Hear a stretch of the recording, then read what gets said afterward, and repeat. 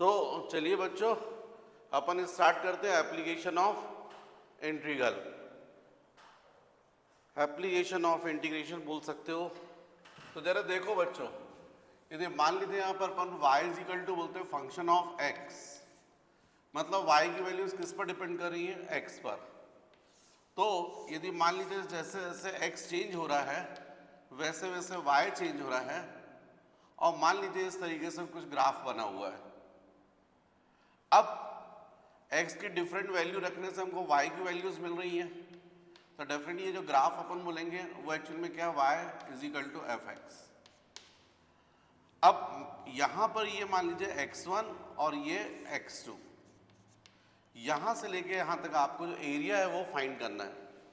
Suppose आपको ये area find करना है, तो कैसे आप निकालेंगे? तो इसके लिए सिंपल हम लोग यहां पर एक थिन स्ट्रिप्स ले लें, थिन स्ट्रिप। तो आपको दिखाई दे रही है स्ट्रिप रेक्टेंगल शेप में है, हालांकि बहुत थिन है, तो मतलब यहां पर क्या बोलेंगे अपन, ये dx चेंज इन x, क्योंकि x एक्सिस है, x की वैल्यू चेंज हो रही है। लेकिन यहां पर y जो है वो फिक्स हो जाएगा, सपोज y। तो इस स्मॉल पार्ट का यदि आप बोलोगे स्ट्रिप का एरिया, तो ये d हो जाएगा। एरिया ऑफ रेक्टेंगल होता है लेंथ इंटू ब्रेड्थ, तो आप बोलोगे y इंटू ऑफ dx। अब टोटल एरिया फाइंड करने के लिए इन जितनी भी ऐसी स्ट्रिप्स बनती हैं सबका समीशन, और समीशन को ही तो हम लोग बोलते हैं इंटीग्रेशन। तो यदि हम ये area A B C D, area A B C D यदि फाइंड करना चाहते हैं टोटल एरिया, तो टोटल एरिया क्या होगा, समीशन ऑफ डी ए। मतलब ये जितनी भी स्ट्रिप्स थी उनका सबके एरिया का समीशन, कहां से कहां तक, x1 टू x2। अब ये जो समेशन हम लोग बोल रहे हैं बच्चों, यही तो कहलाता है इंटीग्रेशन। तो एरिया इज इक्वल टू जाएगा integration from x1 to x2, और आपको मालूम है dA क्या था, y इंटू डी एक्स, तो ये जाएगा y into of D x. और आपको पता है ये y क्या है, फंक्शन ऑफ x dx। तो इस तरीके से हम लोग एरिया फाइंड करते हैं, ये सिंपल सा है। अच्छा, इसका अपोजिट भी हो सकता है, ये आपको मैंने पहला टाइप बताया है, फर्स्ट टाइप। सेकंड इसका अपोजिट भी हो सकता है। ऐसा भी हो सकता है कि x जो है वो फंक्शन है y का, और अब इस कंडीशन में यदि आप x की वैल्यूज जो हैं वो फाइंड कर सकते हैं। यदि आपको डिफरेंट y की वैल्यूज आप इसमें सब्स्टिट्यूट करते जाएंगे तो x की डिफरेंट वैल्यूज मिलेंगी, और उसके करस्पॉन्डिंग मान लीजिए आपको फॉर एग्जांपल इस तरीके से कोई ग्राफ ऐसा डेवलप हो रहा है, मान लीजिए। अब आप यहां से लेके यहां तक ये पूरा एरिया फाइंड करना चाहते हैं, तो आपको क्लियर है यहां पर ये तो y चेंज हो रहा है, y1 से लेके y2 तक बोला गया है, इतना एरिया फाइंड करना है इनक्लोज। तो उसके लिए यहां पर आप ऐसी स्ट्रिप लेनी पड़ेगी, ये स्ट्रिप आपको दिखाई दे रही है रेक्टेंगल शेप में है, और इसमें ये जो चेंज हो रहा है वो क्या है, dy, और ये हो गया x। तो इस स्मॉल स्ट्रिप का जो एरिया होगा dA, यदि ये मैं पूछूं तो आप बोलेंगे लेंथ इंटू ब्रेड्थ, तो लेंथ कितनी हो गई x और ब्रेड्थ हो गई dy। तो अब एक उल्टा हो जाएगा, x इंटू dy हो जाएगा। और यदि ये पूरा एरिया फाइंड करना है, सपोज बोलते हैं PQRS, तो पूरा एरिया यदि आपको फाइंड करना है PQRS मतलब टोटल एरिया। अब ये total area is equal to क्या होगा, समीशन ऑफ डी हो जाएगा। ऐसी ये स्ट्रिप बनी, ऐसी स्ट्रिप्स बनेंगी बहुत सारी, इन सब स्ट्रिप्स के एरिया का समीशन, कहां से कहां, y1 से y2। तो अब आपका ये जाएगा a is equal to summation मतलब इंटीग्रेशन y1 टू y2, और dA की जगह जाएगा x इंटू ऑफ dy। लेकिन अब आपको पता है कि यहां पर x क्या है, फंक्शन ऑफ y, तो F Y D Y from y1 to y2। इस तरीके से जो है टोटल एरिया आप फाइंड कर सकते हो। तो हम इन्हीं पर बेस्ड क्वेश्चंस करेंगे। अब ये सिंपल थ्योरी है। तो चलिए बच्चों जरा क्वेश्चंस करते हैं। क्वेश्चन मैं बोल रहा हूँ, आपको आराम से समझ में आएगा, कोई दिक्कत नहीं। और फिर साथ साथ आप चाहें तो आप क्वेश्चंस को आप सुनकर नोट करें, पर मैं यहाँ समझाऊंगा, आपको आएगा समझ में। सुनिए ध्यान से। क्वेश्चन है find the area of the reason bounded by the parabola y square is equal to of 4ax and its axis and two ordinates x is equal to 4 and x is equal to 9. X is equal to 4 and x is equal to 9 in first quadrant. In first quadrant. तो बच्चों ये है question. Question में हमको बोला गया है हमको एरिया फाइंड करना है parabola y square is equal to 4ax, इसकी एक्सिस और ऑर्डिनेट दिए हुए x is equal to 4 and x is equal to 9। कहाँ पर? First quadrant. तो आपको ये इक्वेशन देख के समझ में आ रहा है ये इक्वेशन ऑफ पैराबोला है। और आप लोग ये जानते हैं, लास्ट ईयर आपने कोनिक सेक्शन पढ़ा है, तो उसमें पैराबोला ऐसा बनेगा ये, और ये होगी इसकी एक्सिस। ये आपको क्लियर है। y square is equal to 4ax। आप देख रहे हैं जब x की वैल्यू 0 होगी तो y की वैल्यू भी 0 होगी। इसका मतलब इस पैराबोला का जो वर्टेक्स है वो यहां पर रहेगा, एक्सिस ये रहेगी। हमको बोला x इज इक्वल टू 4, तो यदि मान लीजिए अपन बोलते हैं x इज इक्वल टू 4, तो ये एक लाइन हो गई। और x इज इक्वल टू 9, तो ये मान लीजिए 9 है, ये ऐसा हो जाएगा। हमको एरिया फाइंड करना इन फर्स्ट क्वाड्रेंट। ये फर्स्ट क्वाड्रेंट है, ये सेकंड हो गया, थर्ड हो गया, फोर्थ हो गया। इतना इसमें जो है वो अपन को एरिया फाइंड करना है। और वो भी आपको दिख रहा है, आपको जैसा बोला गया है, पैराबोला बोला गया है, इसकी एक्सिस बोली गई है, ऑर्डिनेट बोले गए। ये मतलब अपन को ये एरिया फाइंड करना है, A B C D।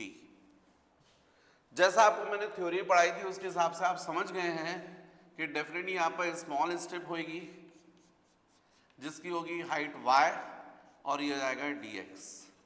तो टोटल एरिया अपन को फाइंड करने के लिए मैंने जैसा आपको थ्योरी में भी क्लियर किया था, ये एरिया फाइंड करने, एरिया ABCD, एरिया ABCD, ये यदि फाइंड करना चाहते हैं तो आपको करना पड़ेगा integration y into of dx, क्योंकि आपको ये स्ट्रिप जो है इसका एरिया दिख रहा है, length into breadth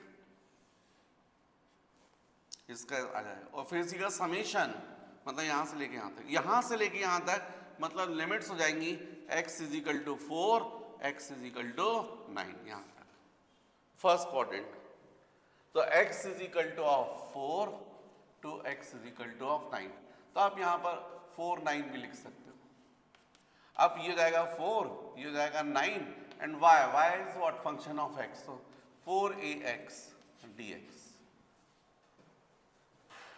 sorry y square is equal to 4ax, तो जाएगा रूट ओवर 4ax। ये आपका होगा। अब यहां पर आपको क्लियर हो रहा है कि रूट 4 है तो जो है वो कांस्टेंट निकल जाएगा, केवल बचेगा इंटीग्रेशन 4 to 9 रूट x, मतलब x to the power 1 dx। इसका मतलब हो जाएगा रूट 4a है, ये है ना 9 के समान दिख रहा है। 4 को स्क्वायर रूट के बाहर निकालो तो 2 इंटू रूट ये आ जाएगा। मैं थोड़ा सा बच्चों, हाँ ठीक है, 4ax बिल्कुल ठीक है, सब कुछ सही चल रहा है। और यहाँ पर ये जाएगा x to the power 1/2 plus 1 मतलब 3/2 अपॉन 3/2, 4 to 9, तो जाएगा 2 इंटू रूट ये 2/3 ऊपर जाएगा। और अपन चाहें तो कांस्टेंट होने की वजह से बाहर भी निकाल सकते हैं, तो केवल बचेगा x to the power 3/2 from 4 to 9। इसका मतलब टोटल एरिया आ जाएगा ए इज इक्वल टू, इसको सॉल्व कर लीजिए, तो 2 इंटू 2 4 हो रहा, 4/3, 4/3 इंटू ऑफ रूट ए, और यहां पर हो जाएगा 9 to the power of 3/2 minus 4 to the power of 3/2, इसका मतलब a is equal to 4/3 root A. ये बच्चों क्या दिख रहा है, 9 क्यूब और रूट माइनस 4 क्यूब रूट, इसका मतलब है a is equal to 4/3 root A into 9 cube, definitely 9 into root 9 मतलब 9 इंटू 3, 4 क्यूब 4 इंटू रूट 4 मतलब 4 इंटू 2 18, तो आपका आंसर हो गया a is equal to 4/3 root A into 9 into 3 27 minus 18, मतलब a is equal to 4 root A by 3 into, ये 9 आ रहा है तो 3 से ये 3 हो जाएगा, तो a is equal to 4 into 3 12 into of root A, answer 12 root A.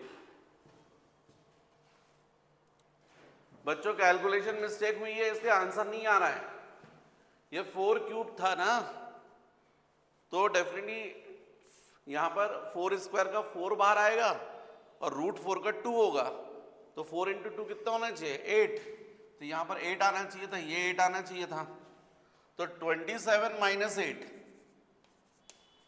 27 minus 8 मतलब 19 होना चाहिए, है ना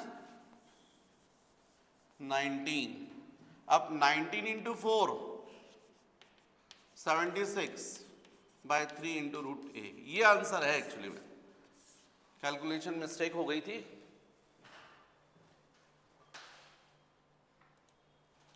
फिर नेक्स्ट बच्चों क्वेश्चन नंबर 2, क्वेश्चन नंबर 2 आपको गिवन है, find the area of the reason bounded by the ellipse x square by 9 plus y square by 4 is equal to 1 in fourth quadrant।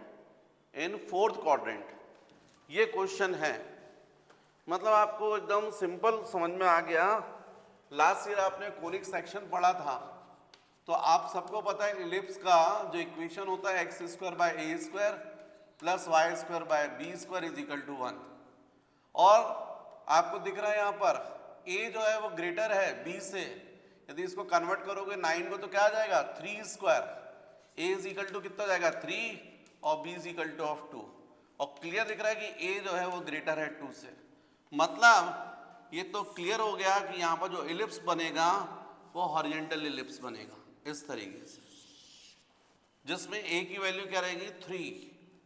अब ये 3 का मतलब है कि इस पॉइंट के कोऑर्डिनेट क्या जाएंगे 3 0, और ये कितना है 2, तो इस पॉइंट के कोऑर्डिनेट क्या जाएंगे 0 2, x कोऑर्डिनेट 0 और y कोऑर्डिनेट 2, सेंटर कहाँ होगा ओरिजिन पर।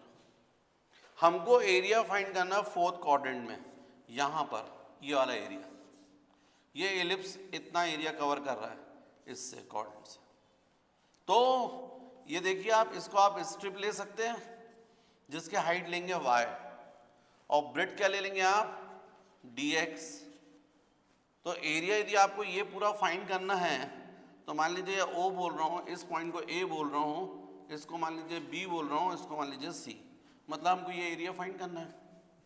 कौन सा एरिया फाइंड करना है हमको फोर्थ क्वाड्रेंट में, तो हम बोलेंगे area OABC is equal to, फिर से आपको दिख रहा है ये स्ट्रिप रेक्टेंगल फॉर्म में, इसका एरिया क्या होगा लेंथ इंटू ब्रेड्थ, तो y into dx, small area हो गया, टोटल एरिया के लिए समेशन मतलब इंटीग्रेशन यहां से लेके पूरा यहां तक फ्रॉम 0 to 3, तो आपको यहां पर इंटीग्रेशन करना पड़ेगा y इंटू ऑफ dx का, कहां से कहां तक from 0 to 3, lower limit 0 upper limit 3, fourth quadrant में गया।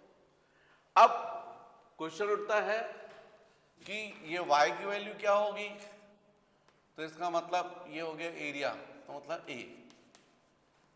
अब y तो हम लोग को मालूम है since x square by 9 plus Y square by 4 is equal to 1, मतलब Y square by 4 is equal to 1 minus X square by 9। इसका मतलब Y square is equal to definitely 4 minus X square by 9, 4 into 1 minus X square by 9, 4 into 1 minus X square by 9, बल्कि LCM ले लेते तो ये जाता 9 minus X square by 9, तो 9 जो है वो यहां लिख देते अपन। अब y is equal to definitely 2/3, 9 root 9 minus X square मतलब 3 स्क्वायर माइनस एक्स स्क्वायर, ये हमको मिल गई है। किसकी वैल्यू मिल गई है, y की वैल्यू मिली। हालांकि प्लस माइनस है, उससे कोई फर्क नहीं पड़ता, क्योंकि अपन जो एरिया लेंगे वो तो पॉजिटिव लेंगे।